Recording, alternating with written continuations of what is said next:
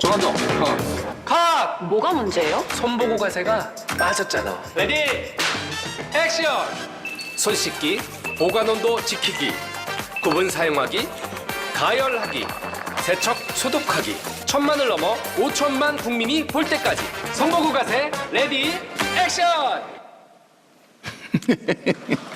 몇 명 봤어요? 이것은 오늘 이 끝난 오늘 다음에 올리는 이제 거예요. 개봉박두가 개봉박두. 네, 그렇습니다. 자, 그 복지부 식약처 먼저 할까요? 네. 자료가 이거 네.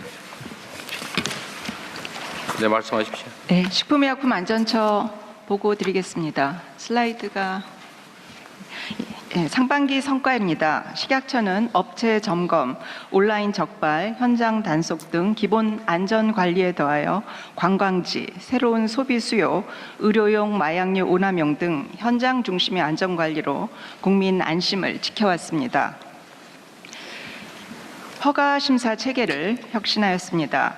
심사의 틀을 대전환하여 허가 기간을 세계에서 가장 빠른 240일로 단축하였습니다.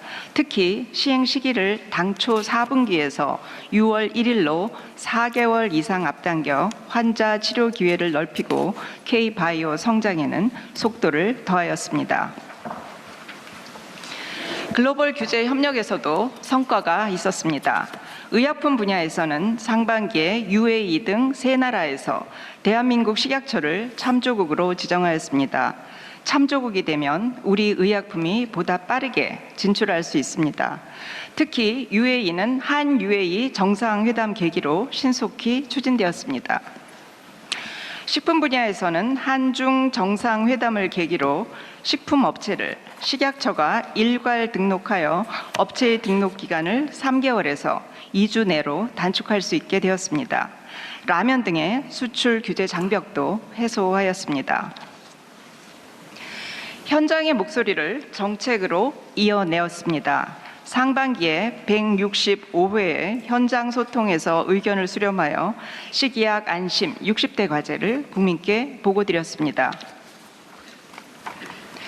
하반기에는 국민 체감과 글로벌 규제 지원에 집중하겠습니다. 국민의 알 권리 강화를 위하여 제조 가공 후 GMO 성분이 남지 않은 식품에도 표시를 확대하고 465개 담배에 대하여 유해 성분을 처음으로 공개합니다. 글로벌 비관세 장벽 해소를 위해 규제 지원하겠습니다.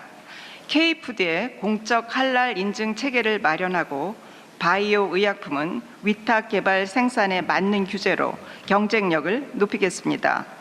K뷰티 중소기업들의 안전성 평가 준비를 지원하고 글로벌 화장품 규제기관장 협의체를 신설하여 화장품 분야의 국제 규제 협력을 강화하겠습니다. 비정상을 바로잡기 위하여 식품 부당 광고를 근절하겠습니다. 일반 식품과 의약품의 혼동을 막고 AI 가짜 전문가의 광고를 금지하겠습니다. AI로 부당 광고를 효율적으로 감시하며 긴급 대응단으로 속도감 있게 대응하겠습니다. 의료용 마약류 오남용을 엄정 감시하겠습니다. 중대한 위반에는 징벌적 과징금을 도입하고 취급자의 책임을 강화하겠습니다. 10억 개가 넘는 의료용 마약류 데이터를 AI로 365일 상시 분석하는 시스템을 마련합니다. 환자의 투약 이력 조회 대상에 프로포폴을 추가하며 재활, 예방 교육을 확대하겠습니다. 현안은 국제 행사의 식음료 안전 관리입니다. 세계유산위원회에 대비하여 한 달 전부터 신속 대응 체계를 가동하고 있습니다. 식중독 무사고를 목표로 철저히 관리하겠습니다. 끝으로 식중독 예방에 도움이 되는 영상으로 보고를 마치겠습니다. 조감독, 컷! 뭐가 문제예요? 손보고 가세가 빠졌잖아. 레디 액션! 손 씻기, 보관 온도 지키기, 구분 사용하기, 가열하기, 세척 소독하기. 1000만을 넘어 5천만 국민이 볼 때까지. 손보고 가세 레디 액션! 몇 명 봤어요? 이것은 오늘 이 끝난 오늘 다음에 올리는 이제 거예요? 개봉박두가 개봉박두. 네, 그렇습니다. 자, 제가 관심 있는 거 몇 가지 좀 확인하겠습니다. 복지부가 뭐 온갖 복잡한 일들을 하고 계신데 보건복지 이 중에 자살자 줄이는 일 이게 지금 이제 총리께서 다시 또 인수받아서 하고 있는 일이죠. 네네, 같이 다 보고 있습니다. 이제 또 매우 주력해야 될 부분입니다 이게. 네, 지금 정말 그 대통령 말씀하시는 목숨을 살리는 정보 관련된 부분에서 통계뿐만 아니라 이유들 그리고 연령대별로 또 다 다른 이유들을 좀 가지고 있는데요. 뭐 저희가 아직 지금 잘 못 잡고 있는 게 청소년과 청년들에 관련돼서는 이유도 좀 더 명확해져야 될 것 같고 이 부분을 좀 더 주력해서 잘 해야 된다는 생각입니다. 어쨌든 일본도 아베 전 총리 때 어쨌든 국가 단위의 대책을 강구해서 한 3분의 1 가까이 줄였던 것 같아요. 지금도 우리 정부도 이제 대통령님 계속 관심 가지시고 나서 숫자가 좀 줄어들고는 있는데 지금보다는 훨씬 더 전폭적으로 전체적으로 더 보면 좀 더 이제 좋아지지 않을까라고 생각합니다. 각 분야별로 어쨌든 자살자들이 이제 특징이 있는데 노인 자살이 사실은 상당히 높잖아, 그죠? 네, 근데 그건 노인 빈곤하고 관련이 높죠. 주로 경제적 이유들이 좀 많으셨습니다. 근데 전체적으로는 노인 빈곤율이 조금씩 떨어지고 있다는 거죠. 네. 그런데 실제 노동 능력은 없고 막막하고 그럴 수 있습니다. 이게 네. 먹고 사는 문제가 해결이 네. 되면. 저는 그런 부분에서 지금 그냥드림 사업 같은 것들 굉장히 중요해 보이고 이것의 그 접근성이나 이런 걸 어떻게 향상을 시킬 건지 또 그냥드림의 영역도 좀 더 좀 넓혀야 되지 않을까라는 생각입니다. 그렇죠. 먹는 것뿐만 아니라 인간 생활에 필요한 최저선 기본적으로 어떤 그 환경 속에서 살게 할 것인가라는 부분들이 뭐 지난번 상습 침수 지역도 가서 봤지만 이게 먹는 문제 뿐만 아니라 주거 환경 관련된 부분까지도 또 지금 여름에는 폭염 문제나 뭐 여러 가지들에 다 같이 네. 있어서 이 부분 다 같이 좀 기본적으로 봐야 될 겁니다. 그러니까 그 노인 빈곤 문제와 관련해서는 그 기초연금 조정도 관련성이 높아 보이거든요. 기초연금이 지금 70%까지 일률적으로 똑같이 지급을 하는데 그게 지금 1인당 37만? 35만 원. 34만. 근데 부부면은 또 20% 깎아가지고 그러면 35만 원, 20%는 7만 원 56만 깎으면 원 정도. 28만 원 곱하기 부부면 56만 원 네. 받는 거네요. 근데 이게 상위 하위 70%의 상단 위쪽 70% 선들은 상황에 따라서는 상당히 고소득자들도 포함이 된다고 하죠. 지금 그래서 지난번에 이게 전체적으로 좀 조정하는 작업을 지금 복지부에서 계획하고 계시고 관련돼서 보고 있다고. 그러니까 이미 받고 있는 걸 깎는 거는 좀 문제가 좀 있을 것 같고. 네. 근데 새로 우리가 매년 증액해 가는 거. 네. 증액 목표도 있는데 어쨌든 증액해 가는 거는 하후 상박 방식으로 이렇게 하기로 했죠. 지금 기초연금 개편에 대해서 여러 가지 방안을 가지고 시뮬레이션을 하고 있는데요. 하우 상박이라는 원칙이 정해져 있고요. 네. 선정 기준을 상대평가로 해서 70%로 고정하지 말고 기준 중위 소득 기준으로 좀 변경하는 거 두 가지의 방향으로 개편안을 만들고 있습니다. 네. 어쨌든 전에는 이렇게 소득 동일한 금액을 줬던 똑같이 이렇게 것을. 하다 탁 끊어진 네. 약간 이렇게 조정해 놓은 상태인데 이제는 소득 수준이 이러면 이렇게 가게 만들어야 되겠지, 그죠? 네. 위에는 좀 더 안 늘리고 네. 고정하고 밑에는 많이 늘리고 중간은 조금 늘리고 그렇게 하면 꽤 여력이 생길 것 같은데 지금 연간 우리가 기초연금 증액이 얼마 정도 됩니까? 증액분. 물가 상승률을 반영하기 때문에 한 2에서 3% 정도가 거기다가 매년 원래 증액이 되고 연금액을 있거든요. 늘리기로 한 거 추가되는 거예요? 네, 매년 물가 상승률만큼이 증가되는 걸로 되어 있습니다. 그러면 형편이 괜찮은 상단 쪽 상단 쪽이 예를 들면 34만, 35만 원? 35만 원 조금 안 35만 원을 됩니다. 받으면 내년에는 거기는 올라가요, 안 올라가요?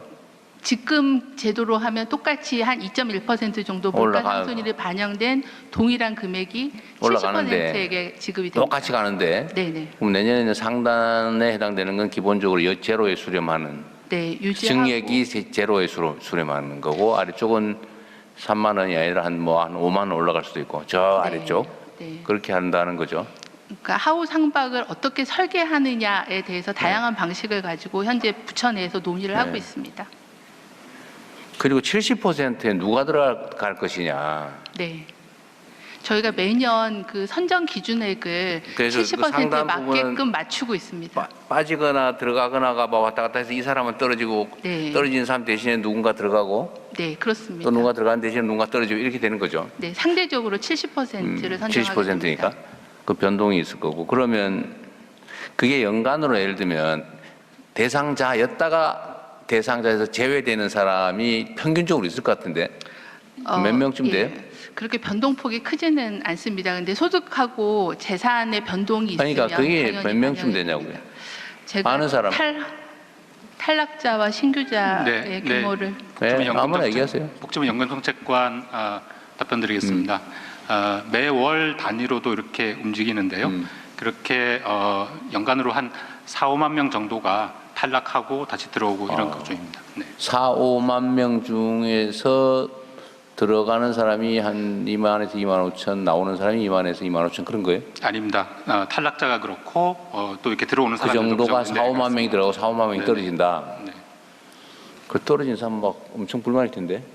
월간으로 변동이 그렇게 되는 겁니까?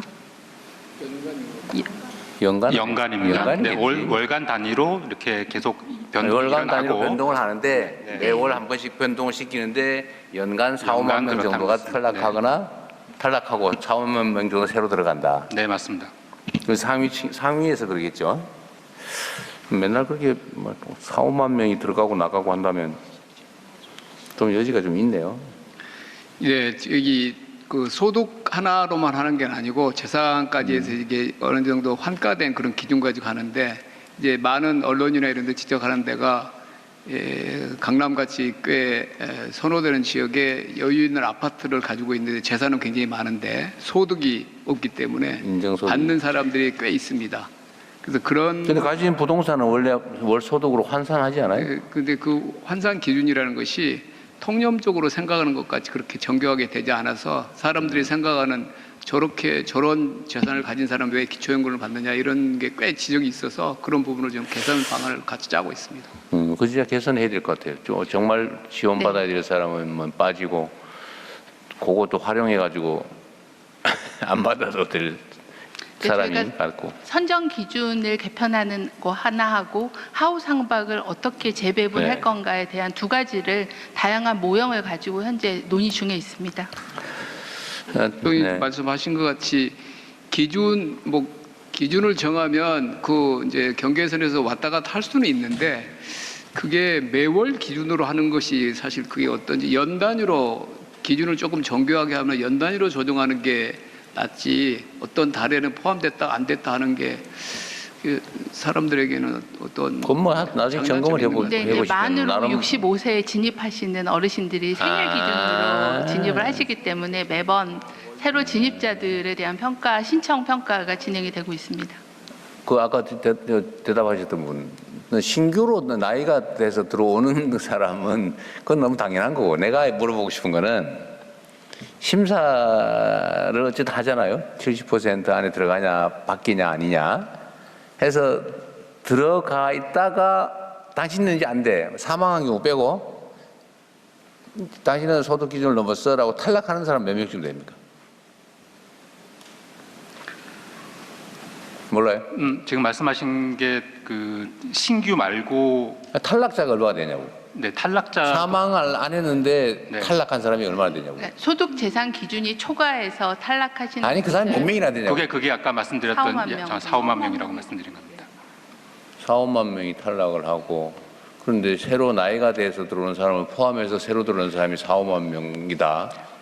신규 나이와 그러니까 탈락한 대상이 사람들은 이제 사망자도 있고 또 아니 근데 자꾸 얘기를 이상하게 모르면 모른다고 하고 나중에 주세요.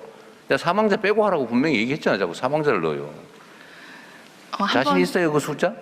내가 좀 이상해서 그래 그게. 그러니까 매년 변동을 사유에 따라서 어느 정도 규모로 변동하는지 통계를 확인해서 별도로 보고드리겠습니다. 대충이라도 알면 되지 뭐 아무렇게 얘기하면 안 되죠. 탈락자 그러니까 재산 평가가 변동이 돼서 탈락하는 사람, 죽으면 당연히 대상이 제외지. 이거는 하나 말하는 소리고. 사망한 게 아닌데 재산 상황이 변동이 돼서 나이로는 대상이 될 수 있는데 더 떨어진 사람이 몇 명쯤 될까 대충 4, 5만 명 뭐 그렇다 치고요. 그러면 이제 매년 나이가 한 살이 더 붙어가지고 네.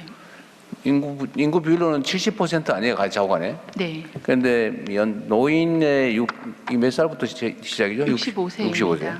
64세에서 65세가 되는 사람이 아마도 한 4, 50만 명 되지 않아요? 근데 그 중에 4, 50만 명의 70%면 28만 명이 새로 대상이 될 수 있는데 네. 근데 4, 5만 명이 늘어난다고? 그 말이 안 되잖아요, 그게. 그러니까 대통령님 사회복지정책실장입니다. 지금 그 4, 5만 명이라는 거는 그 신규가 아니고 이미 들어와 있는 그러니까, 분들 말이 왔다 중에서 갔다 해. 예, 그 보통 소득 재산이 변동되기 매월 그걸 조사를 합니다. 그때 그 이미 들어와 있는 분들 중에서도 1년치를 보면은 4, 5만 명이 탈락된다는 그런 말씀입니다. 그러니까 뭐 그게 뭐 신규자까지 막 얘기 넣었다 뺐다 하니까 말이 이상해져서 내가 그러잖아요. 4, 5만 명 정도의 변동이 들어가고 나오고 간다. 원래는 신규자가 늘어나고 70%는 각 나이대별로 70%를 저희가 매년 그 선정 기준액을 정해 놓습니다. 그러니까 노인 70% 정도를 커버할 수 있는 선정 기준액을 매년 정하고 그 기준을 가지고 들어오고 나가고를 판단을 하는 거기 때문에 연령군별로 70%를 맞추는 그건 건 아니겠고 아닙니다. 전체를 예. 어쨌든 65세가 넘은 노인들 전체 중에서 네. 일정한 기준을 딱 놓고 그 기준 넘으면 빼고 네. 미아는 넣고 현재 기준은 70%이고 70%를 맞추려면 소득 수준으로는 한 72, 3% 정도 기준을 해야 70% 정도를 선정을 할 수가 있거든요. 자, 지금 현재로는 기초연금 대상자가 절대 숫자가 늘어날 수밖에 없는 구조죠. 절대 인구가 늘기 때문에 그러니까 그렇습니다. 65세 이상이 네. 늘어나는 만큼 줄어들지 않을 테니까 계속 총량이 늘어나는 거죠. 어쨌든 알겠습니다. 어쨌든 노인 빈곤을 완화하기 위한 상위 70%에 올라가면 70% 중에 상위는 사실 노인 빈곤 대상은 전혀 아닐 네네. 테고 보통 노인 빈곤 노인으로 분류하는 적절한 선이 있을 텐데 네, 거기는 중위소득의 50%. 중위소득 50%면 인구 기준으로 하면 하위 몇 %쯤 됩니까? 절대 빈곤자. 절대 대충 빈곤자 한 20%, 30%, 40%? 한 40%. 네. 그 정도? 지금 저희가 이번에 그 OECD가 발표하는 통계에는 66세를 기준으로 국제 기준을 네. 냈는데요. 그게 40%였다가 30%대로 좀 낮아지기는 했습니다. 지금 이제 네. 노인 빈곤 인구가 네, 상대적 어쨌든 빈곤은 아주 미세하게 계속 낮아지고 있는. 30% 줄어 내려가지고 있던데 35.9%로 낮춰졌습니다. 35.9 네, 35.9%로 낮아졌습니다. 노인 인구 중에서 하위 35.9%가 빈곤 인구에 해당된다. 네. 40% 되었는데 35.9%로 감소를 했습니다. 그 35%에 대한 지원액은 절대 빈곤을 벗어나기 위해서는 뭐 어쨌든 한참 더 네. 지급의 지원액을 늘려야 되는 상황이네요. 대통령님 말씀 주신 대로 자살자의 노인 자살률이 연령대별 자살률에서는 가장 높습니다. 이제 거기에는 빈곤도 있고 질병도 있어서 기초연금이나 노인 일자리가 도입되면서 경제적인 이유로 인한 자살이 좀 감소했고요. 그리고 최근에 이제 통합 돌봄을 도입하게 되면 돌봄 서비스가 같이 제공되기 때문에 사회적 고립이나 이런 방치 부분이 좀 줄어서 그런 부분들이 자살을 줄이는 데 도움이 될 거라고 생각합니다. 그러겠네요. 현재도 그 문제도 있고 청소년, 청년 자살은 주 원인이 뭐예요? 청소년인 경우에는 주로 그 학업에 대한 스트레스 또는 이제 왕따 같은 그런 사회적 고립 문제, 또 SNS에 대한 중독 이런 다양한 그런 정서적인 문제. 제일 많은 거는 예. 제일 많은 게 지금 그거는 이제 아마 뭐 그런 인간 관계 위기에서 오는 거가 많을 거라고 생각하는데요. 올해 저희가 교육부랑 학업 이유가 제일 큰 것 같다 여전히. 예, 관계에서 오는 위기가 관계 많을 것 위기. 같습니다. 예, 그래서 올해 저희가 교육부랑 청소년 심리 부검을 처음으로 도입을 합니다. 그래서 심층적으로 어떤 원인이 네. 자살에 이르렀는가에 대한 분석을 좀 해서 데이터 기반으로 네. 대책을 만들도록 하겠습니다. 지금까지는 그 소위 뭔 자살 뭔 심리 부검. 심리 부검을 지금까지는 많이 안 했나 보죠? 성인들을 대상으로 해서 한 1,600명 정도 매년 하고 있는데요. 청소년에 대해서는 저희가 하지 아직 안 못했었습니다. 예. 하여튼 자살 대책은 각 부처청이 조금씩 다 관련성이 있는데 그중에 제일 관련성이 높은 게 아마 보건복지 같아요. 네. 잘 챙겨 주시기를 바라고요. 의료개혁은 지금 별 무리 없이 잘 진행되고 있나요? 현재 지역 필수 공공의료 개혁 방안을 만들어서 분야별로 하나씩 추진하고 있습니다. 그래서 의대 정원 늘리는 것은 네, 정리가 688명 됐습니다. 매년 688명 늘리는 걸로 10년간 하고 5년간 688명 하고 그 후에는 다시 평가를 해서 더 5년 어떻게 단위로. 할지를 5년 단위로 하기로 예. 했고 근데 그 의사를 다 지역 의사제로 증원을 했다는 게 의미가 있고요. 이번에는 네. 지역 그래서 공공 지역 의사제라는 법이 새로 도입이 됐고 증원된 인력은 모두 다 지역 의사제로 의무 복무를 하게 됩니다. 그게 됐어요. 네. 그게 이제 의료계하고 합의된 내용이군요. 네, 그렇습니다. 하여튼 그 무리 없이 의료 분야 개혁은 진행이 되고 있는 거죠. 그 보건의료 정책심의위원회에서 합의해 주셔서 저희가 추계 기반으로 소통을 해서 결정을 하였습니다. 예, 의료개혁 문제도 엄청난 사회적인 의제였는데 그렇습니다. 조용하게 진행되니까 안 하는 것 같아요. 아마 의정 갈등에 대한 교훈들이 다들 있었다고 생각합니다. 예. 그러니까 이게 원래 이렇게 조용히 하는 게 원래 맞죠. 근데 일부러 때려가면서 시끄럽게 그건 동네 소문내긴 좋거든요. 때려가면서 막 내부에서는 많은 논쟁과 갈등이 있었습니다. 네. 잘하고 있다는 뜻이에요. 네. 마치 개혁은 시끄럽게 해야 되는 것처럼 착각하는 사람도 있어서 하는 얘기입니다. 최대한 조용하게 원만하게 합리적으로 갈등과 좀 저항을 최소화하면서 하는 게 맞죠. 이번에는 잘하고 저희가 계십니다. 수급추계 센터를 둬서 근거를 제시를 하고요. 또 보정심이라는 그런 좀 민주적인 의사결정 네. 체계를 투명하게 운영하면서 그러게요. 갈등을 좀 최소화할 네. 수 있었습니다. 그러시죠. 또 앞으로도 해야 될 일이 많으니까. 그 아까 보니까 얼핏 외국인 비대면 진료라는 항목이 있더군요. 네네. 그걸 하겠다는 얘기인데 네. 원래 비대면 진료는 의료계에서 엄청 반대하던 거 아닌가요? 비대면 진료를 반대했었는데 비대면 진료를 허용하는 법 개정이 통과가 됐습니다. 그래서 그 부분도 어떤 범주에서 허용이 됩니까? 현재는 그 1차 의료를 중심으로 하고요. 그리고 이제 뭐 초진이나 재진 같은 몇 가지 쟁점들을 좀 의료계랑 합의를 해서 의료법 개정안이 예외적으로? 이미 통과가 돼서 연말 정도에 시행될 예정이고요. 해외 환자에 대해서는 다른 법에 또 해외 환자를 대상으로 한 비대면 진료의 법적 근거가 마련이 됐습니다. 해외 환자는 뭐 불가피하니까 한다고 치고 예를 네. 들면 전에 논쟁되던 원격지 네. 비대면 진료는 지금 어떻게 지역을 이렇게 제한하지는 않고요. 예. 그러면 어떤 경우에 가능해요? 지금은 그 주로 누가 아는 실무국과장이나 있으면 한번 얘기해 보세요. 자세히 아는 분이. 네, 보건의료 정책실장입니다. 예, 비대면 진료가 그동안은 선벽지나 이렇게 제한적으로 시행을 하고 있다가 의료법이 개정이 돼서 전면적으로 시행을 할 수 있게 되었고요. 전면적으로 제한 없이 어떤 경우에 되냐고 묻잖아요, 제가. 네, 의원급을 중심으로 해서 1차 의료에서 비대면 진료를 그럼 할수 있게 의원급의 1차 의료기관은 제한 없이 비대면 진료가 가능해진 거예요? 네, 그렇습니다. 그러니까 전화해가지고 물어보고 처방해도 되는 거예요? 네. 근데 이제 진료 내용에 있어서 좀 오남용이 가능한 약품이나 마약 제품 같은 거 이런 것들은 좀 그중 배제하고 하는 일부 처방 대상은 네, 네. 일부 제외. 네, 세부 내용에 있어서의 제한이 걸려 있는 건 있지만 지역을 오벽지로만 하는 건 아니고 전국 단위로 아무 하게 데나 되어 있습니다. 서울 시내에서도 네. 병원 안 가고 진단받을 수 있다, 진료받을 네. 수 있다. 1차 의료기관, 의료기관은. 예, 1차 의료기관 의원급을 중심으로 할 때 희귀질환이나 이런 그럼 경우는 병원도 처방전은 어떻게 받아요?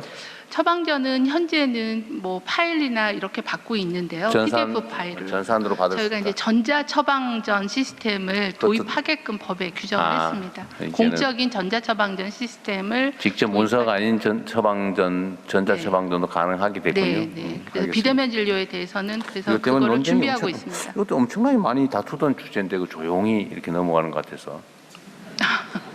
네, 그렇잖아요, 이거. 많은 법이 통과가 됐습니다. 그래서 국립대병원 저도 입안도- 모르는 사이에 많이 하셨군요. 네, 국회에서 많이 도와주셨습니다. 네, 잘하셨습니다.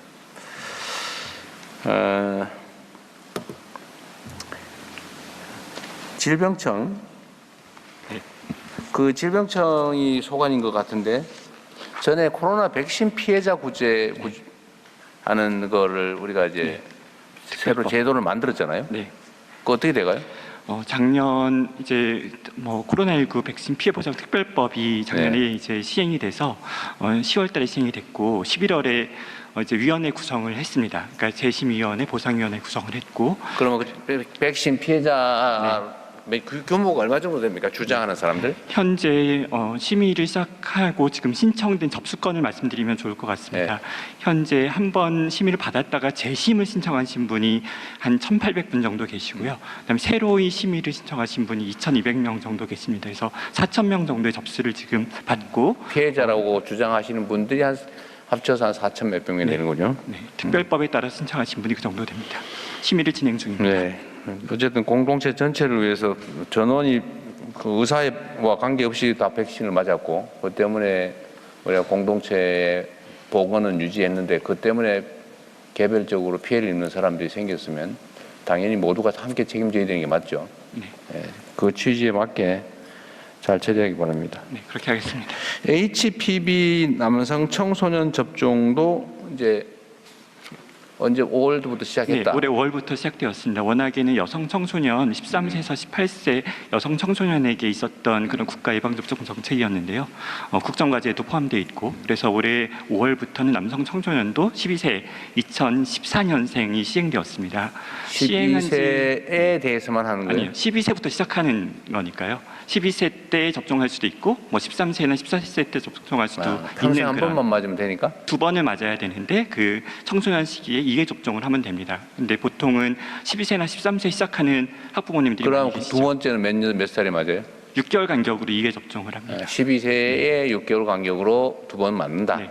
근데 지금 12세 연령대에서 남성 청소년은 5월부터 사업을 시작했고 여성 청소년은 늘 해왔던 일이니까 1월부터 접종을 하는데 사실 남성 청소년의 접종률이 더 빠르게 진행되고 있어서 이 정책에 대한 호응이 좋습니다. 이게 원래 그 여성 청년들이 많이 요구하던 거죠. 네.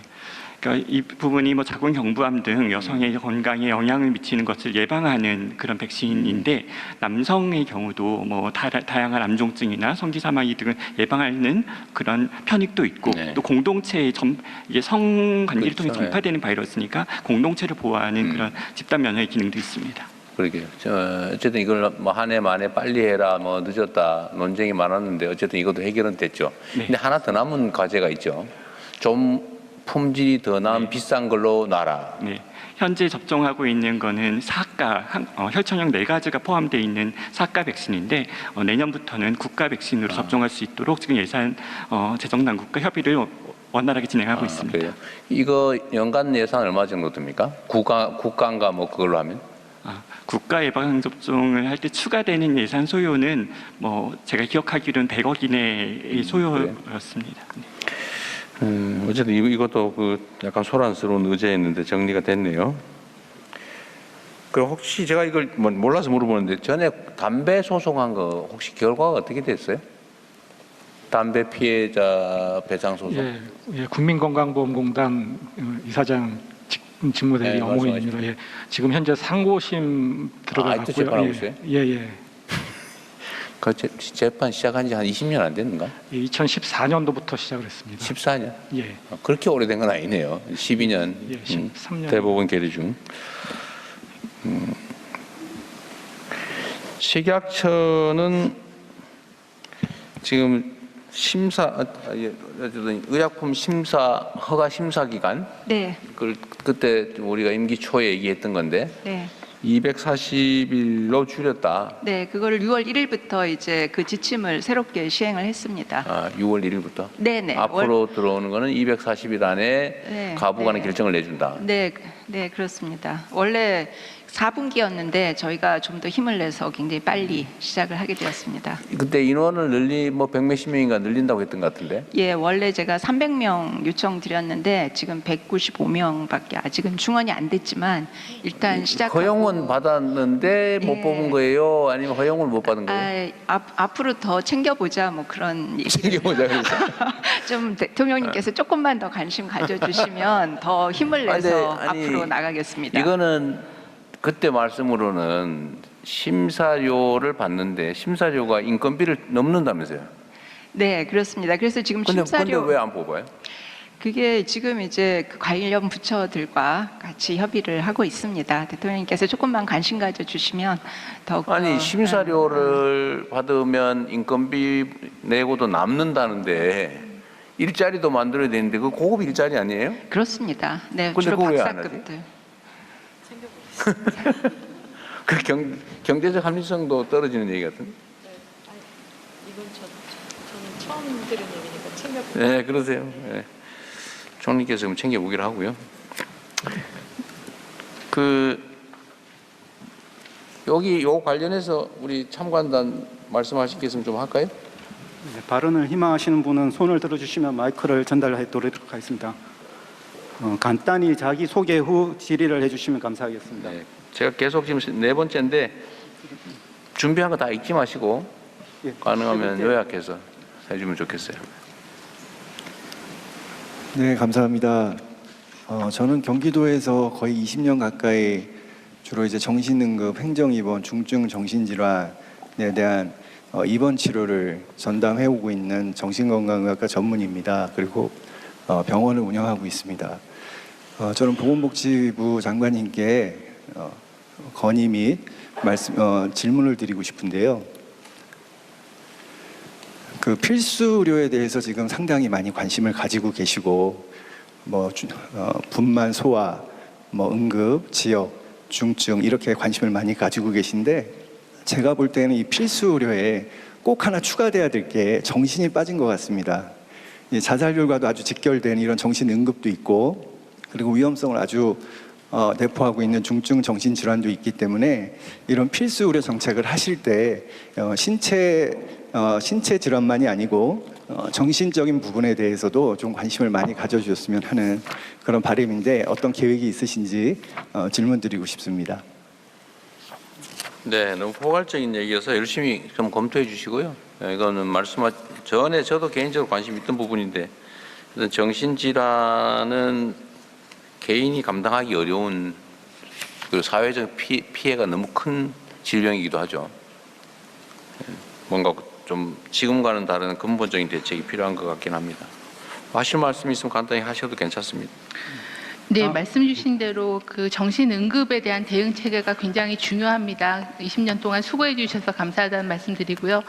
정신응급 환자들이 그 시급하게 입원 결정을 받고 또 입원할 병원을 배정받을 수 있게끔 하는 시스템도 강화하겠고요. 말씀 주신 대로 필수 의료에 좀 반영이 돼서 필수 의료에 따른 지원을 좀 받을 수 있는 방안을 긍정적으로 검토를 하겠습니다. 네, 또 다른 분 있으면 말씀하시고. 앞에 앉으신 분, 예. 감사합니다. 저는 동물 실험을 하는 전문 기술 인력을 양성하는 최현식입니다. 아까 우리 장관님도 말씀하셨는데 제약 바이오에서 글로벌 5강을 지금 하시겠다 하셨는데요. 실제 잘 아시겠지만 신약 개발 기간이 깁니다. 그런데 그 과정에서 우리 사람한테 하는 임상 시험에 IND를 하기 위해서 동물에서 실험한 비임상 이 부분에 대한 기관, 즉 CRO죠.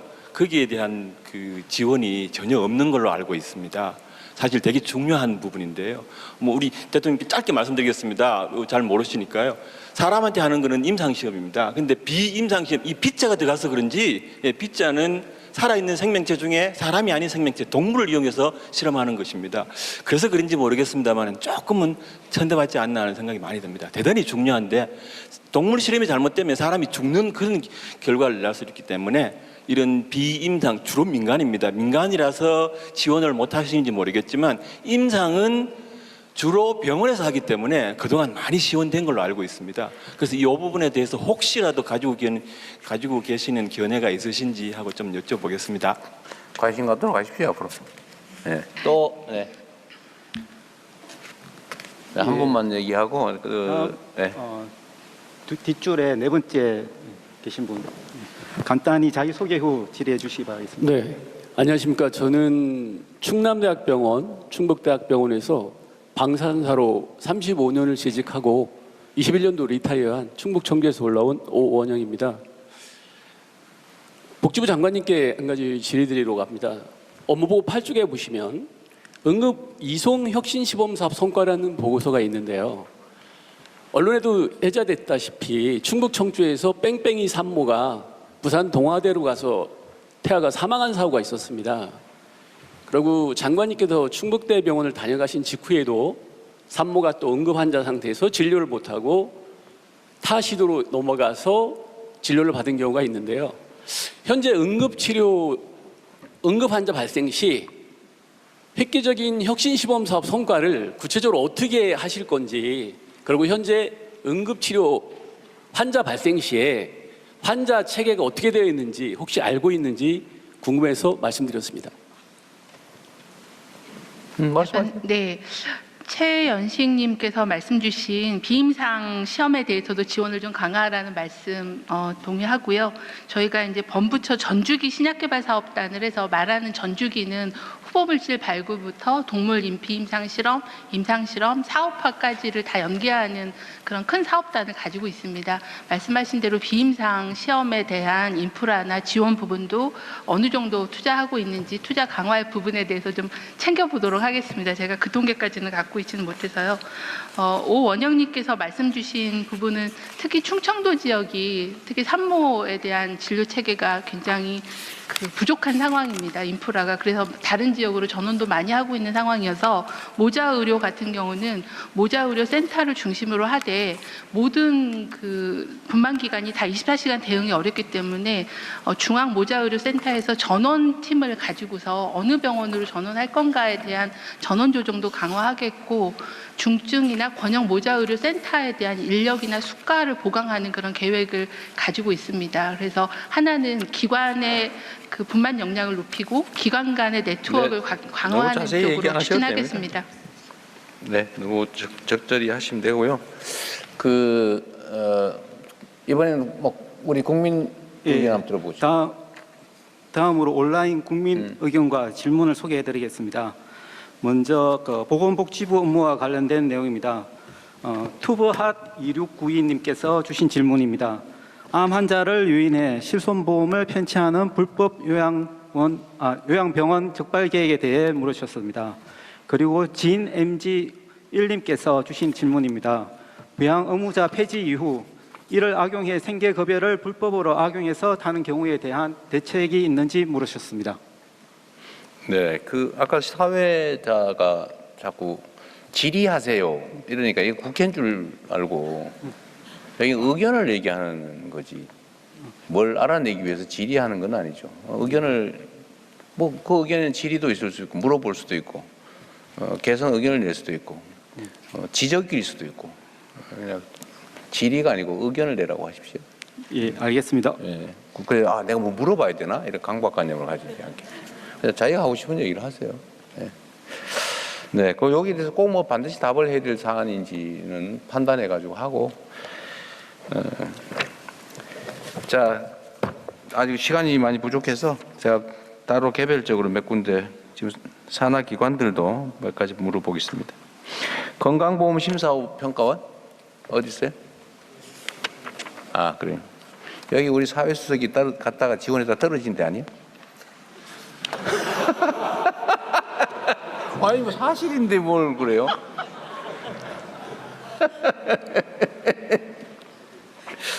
네, 맞는 모양이네 보니까 표정 보니까. 여기 보험심사평가원이 지금 특사경이 있나요? 없습니다. 여기를 특사경을 두자고 했던 건가? 국민건강보험인가 이거는? 특사경은 건강보험공단입니다. 예, 심평원 평가만 하는데. 국가아동권리보장원은 어디 계세요? 여기 있습니다. 아, 국가아동권리보장원 원장입니다.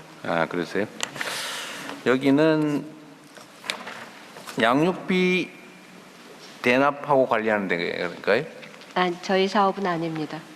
그 사업 하고 있어요? 네. 네. 지금 뭐 특별히 문제될 만한 건 없어요?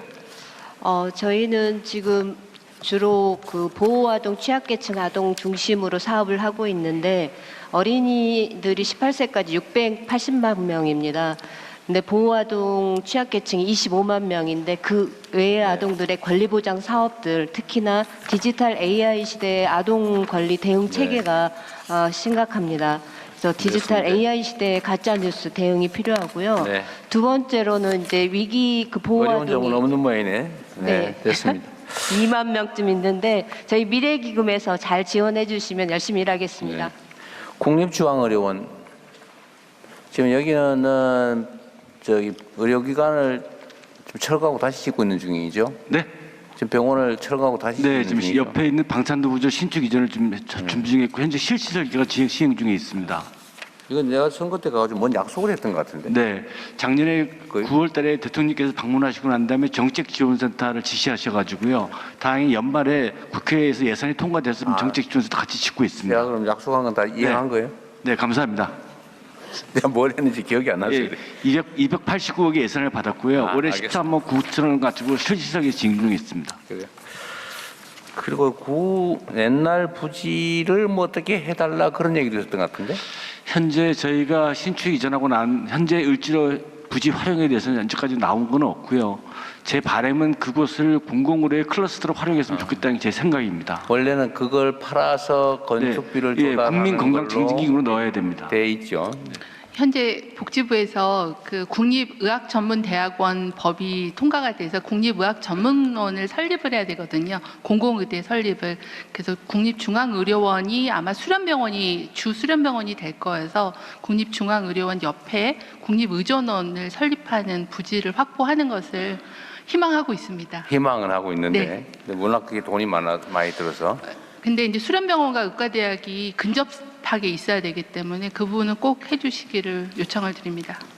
그 정책실장 고민 사안인 것 같은데. 공공기관 뭐 이전 계획과 관련돼 가지고요. 그건 복지부 희망 사항이고요. 전체적으로 일단 하겠습니다. 국민건강보험공단 이사장 어디 계세요? 네, 여기 있습니다. 어디?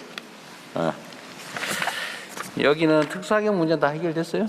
예, 지난해 그 대통령님께서 내가 다 정리해 주라고 했는데. 예, 대통령님께서 그 도입 지시를 하셨고 저희가 이제 추진단을 구성했고 그 재정경제부로부터 인력 지원을 받았습니다. 31명을 받았고요. 연내 이제 법률 개정이 되면은 내년에 정식으로 출범될 수 있도록 철저히 준비하겠습니다. 아직 개정이 안 됐군요. 예. 일률적으로 해야 되니까 아마 그럴 것 같은데. 그 외에는요? 그 외에는 지금 뭐 당면 현안들은 뭡니까? 없어요? 특별히 문제된 게 없는 모양이네. 연금공단 이사장님. 네. 예. 여기는 뭐 워낙 자산을 많이 관리하고 계셔가지고 다른 건 모르겠는데 지방선거 때문에 국내 주식을 마구 사가지고 주가를 올렸다는 소문이 있는데. 전혀 그렇지 않습니다. 예. 실제 매입 지금 얘기해도 되면 실제로 선거 전에 국내 주식을 매일 했어요? 실제로 저희는 원래는 있는 주식의 평가 가액이 올라가지고 지금 팔아야 될 판인 거죠? 예, 저희가 특별하게 더 매수하거나 매도한 게 아니고 그대로 갖고 있었는데 국내 코스피 지수가 올라가면서 저희가 가액이 늘었기 때문에 보유 비중이 늘어나면서 가격이 예, 그래서 조정할 필요성이 있었는데 오히려 팔아야 될 판이 있다.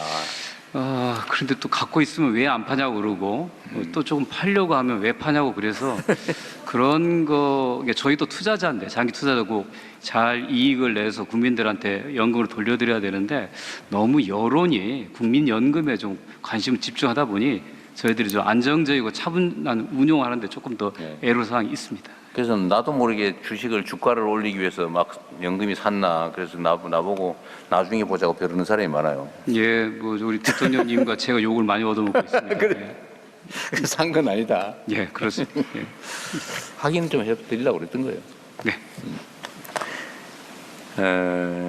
그 외에는 지금 전주에 지금 국민연금공단이 가고 거기를 원래 전주 지역 활성화를 위해서 일부러 배치했는데 관련 금융기관들이 옮겨가는 게 조금 늘었긴 한 모양이 돼요. 예, 그렇습니다. 지난번에 대통령께서 말씀하셔서 어떻게 보면 저희한테는 조금 더 노력을 하는 거고 또 한편으로는 좀 촉구를 해주셔서 그 후에 제가 국내의 그 자산 운용사들을 한번 모시고 어떻게 하면 올 수 있느냐, 뭘 도와드릴까 하는. 현재 많이 늘어나고 있는 거죠? 예, 현재는 한 20여 군데가 새로 사무소 설치했고요. 올해 말까지 뭐 최소 30군데는 국내 자산 운용사들과 4대 금융 주주까지 직접 할 것으로 예상하고 있습니다. 그게 이제 모이면 이제 과거에 그 연기금 중심, 뭐 금융 도시, 예, 뭐 이게 금융 모토였죠. 중심지, 예, 금융 도시. 예.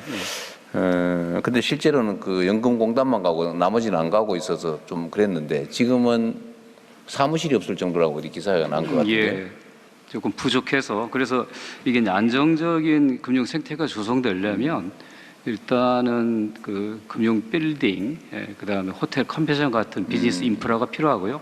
또 여기에서 오시는 분들이 좀 저렴하게 주거할 수 있는 주택과 그다음 편리한 교통들이 반드시 뒤따라야 됩니다. 그렇지 않고서 오라고 하면 왔다가 그냥 떠날 수도 있기 때문에 그런 인프라에 대한 지원을 정부에서 좀 관심을 좀 가져주시면 성공시킬 수 있습니다. 정부가 돈을 내서 정주 여건을 만들어라 그 말이에요? 그 원래 혁신도시 조정 취지가 원래 그랬고요. 뭐 지자체도 노력합니다만 지자체 재원이 한계가 있기 때문에 우리 대통령께서 관심 가져주시고 열심히 해주시면 꼭 성공시키겠습니다. 그 연기금은 사실은 안정적 고수익 투자처가 필요하잖아, 그죠? 근데 그게 사실 많지는 않은데. 그럼 나중에 따로 한 얘기할 게 아닌데 지금 안 되겠다. 지금 너무 오래 걸려서 나중에 얘기할게요. 예. 자, 중앙사회서비스원. 네, 여기 있습니다. 네, 이쪽. 그래요. 뒤쪽에 고생하십니다. 얼굴 한번 보려고요. 네. 네. 자, 한국노인인력개발은 어디 계세요? 그러세요? 기관이 아주 다양하게 많네요. 네. 노인인력개발연구원, 그다음에 한국보건복지인재원? 저는 어디 계세요? 보건복지인재원. 인재양성 사업을 하는 건가요? 인재양성. 그런 것도 있습니다. 보건산업진흥원. 뭐 여러 가지 많네요.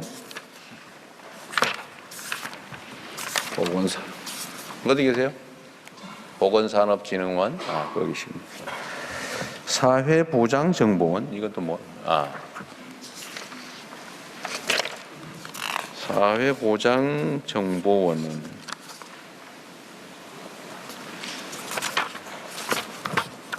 여기 뭐 연구기관인가요?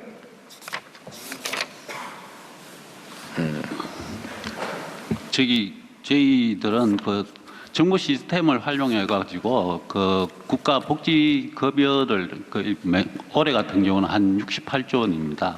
집행을 해요? 예, 저희 정보 시스템을 통해서 지급해 주는 그런 기관입니다. 네. 생명존중희망재단 어디 계십니까? 아, 예. 생명존중. 아, 이게 자살 예방 관련 업무를 하는 곳이 있는가 보네요. 네네 맞습니다. 예. 그 보건복지부 산하 공공기관입니다. 예, 그건 아까 뭐 충분히 얘기했던 것 같고요. 의료 분쟁 소정 중재원. 실제 중재 업무를 해요? 한국 의료분쟁조정중재원 원장 박은수입니다. 실제로 중재 업무를 합니까? 조정 업무가 95% 가까이 되고요. 아, 조정. 중재는 좀 1년에 몇 건 정도 하고 있습니다. 중재는 당사자가 원하지 않더라도 하는 건가요? 그렇습니다. 이게 신청이 있어야 양자가 양쪽 당사자가 신청이 있어야 중재할 수 있는 거죠? 그렇습니다. 예. 근데 쌍방이 신청하면 중재 결정에 대해서 재판상 하해와 같은 효과가 있다. 그렇습니다. 확정 판결과 같은 효력이 있습니다. 일단 위임하면 철회는 안 돼요? 예? 일단 중재를 의뢰한 다음에 철회는 안 되냐고요. 중재 응하다가 이거 안 되겠다, 불리하다, 이거 난 안 할래. 그거 돼요, 안 돼요? 이 치하는 가능한 거. 일방적으로? 예. 표정 관리를 잘해야 되겠네요. 그리고 질병관리청은 아까 봤고, 식품의약품안전처도 봤고, 복지부에는 뭐 이런 관련된 게 많네요. 마약 퇴치 운동본부 어디 계세요? 어디 계세요? 여기 있습니다. 전에 업무 보고할 때 그분이신가요? 네. 전에 업무 보고할 때 그분이신가요? 예, 이사장입니다. 아, 네, 맞습니다. 전에 계시던 분입니다. 아, 맞아요. 네. 어제 업무 파악은 잘하고 계세요? 네. 업무 파악 잘 하고 있습니다. 네. 지금 현재 부족한 건 뭐예요? 부족한 거는 지금 인건비 정도가 문제가 됩니다. 지금 어떻게? 자꾸 그 공공기관 중에서 최하위에 있기 때문에 이직률이 상당히 높습니다. 2년만 돼가지고 전문적으로 좀 하려고 그러면은 사직서 쓰고 다른 기관으로 가고. 인건비가 낮아서 그렇다. 인건비를 올려주면 해결되는 문제인가 보죠? 네, 그렇습니다. 몇 명입니까 직원들이? 지금 142명입니다. 알겠습니다. 그것도 한번 참고할게요. 식품안전관리 인증원? 네, 원장 한상규입니다. 네, 할랄 인증.